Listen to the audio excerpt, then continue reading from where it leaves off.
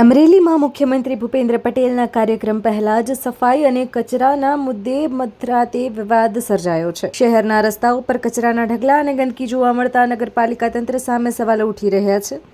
અમરેલી શહેરમાં આગામી 13, 14 અને 15 ઓગસ્ટે સીએમ, રાજ્યપાલ સહિતના કાર્યક્રમો યોજાવાના છે। ત્યારે કાર્યક્રમ પહેલા શહેરના વિવિધ વિસ્તારોમાં સફાઈ વ્યવસ્થાને લઈને વિવાદો સામે આવ્યા છે। ચિત્તલ રોડ, અખાડા સામેનો વિસ્તાર, ટાવર રોડ અને લાઇબ્રેરી રોડ સહિતના વિસ્તારોમાં કચરાના ઢગલા અને ગંદકી જોવા મળતા રોષ ફેલાયો હતો। નગરપાલિકાના સદસ્યો દ્વારા મહિલા પ્રમુખ વૈશાલી માંગરોળિયાને જાણ કરવામાં આવતા તેઓ અડધી રાત્રે જ સ્થળ પર પહોંચ્યા હતા। મહિલા પ્રમુખે સ્થળ પરની સ્થિતિનો વિડીયો પણ ઉતાર્યો હતો। સીએમ ભૂપેન્દ્ર પટેલના રૂટ પર જ કચરાના ઢગલા અને સ્વચ્છતાનો અભાવ જોવા મળતા મહિલા પ્રમુખે ચીફ ઓફિસર સામે નારાજગી વ્યક્ત કરી હતી। મહિલા પ્રમુખ વૈશાલી માંગરોળિયાએ કૌશિક વૈકરિયાને પણ ટેલિફોનિક રજૂઆત કરી હતી।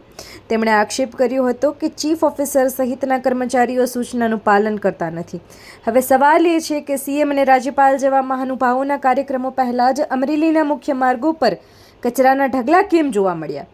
શું નગરપાલિકા તંત્ર દ્વારા સમયસર સફાઈ કરવામાં આવતી નથી?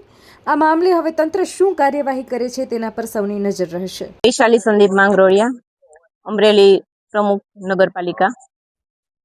આજે સરપ્રાઈઝ ચેકિંગમાં નીકળવું પડ્યું, કારણ શું?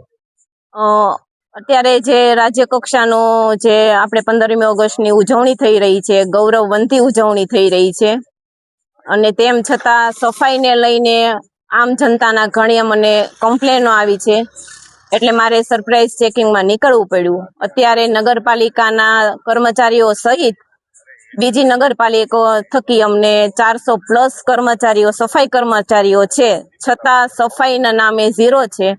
જે અત્યારે સીએમ સરનો રૂટ છે એનું અમે ચેકિંગ કર્યું, પણ એ રૂટમાં અનેક જગ્યાએ સફાઈના નામે ઝીરો છે।